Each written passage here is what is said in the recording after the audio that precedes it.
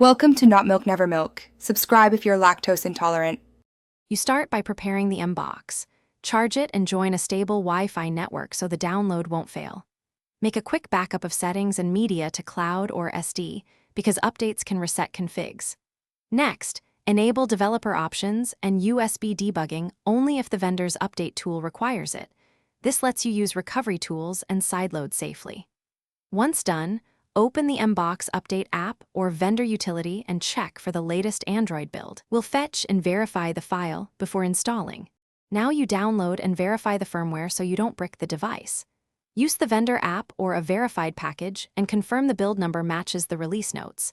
This prevents wrong region installs. Then check the checksum, MD5 or SHA-1, against the vendor's value to ensure file integrity. Make your install medium.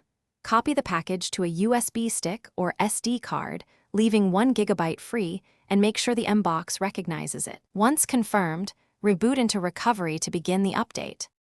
You're ready to flash. Choose Apply Update via recovery or run the vendor utility and start the install. Do not interrupt power or network during flashing because partial writes cause boot failures. After the update completes, allow the Mbox to optimize apps and then check settings. Restore your backup if everything is stable. If you hit problems, perform a factory reset only as a last resort. First re-download the firmware, re-verify the checksum, and try another USB/SD port or cable. That fixes most installation errors.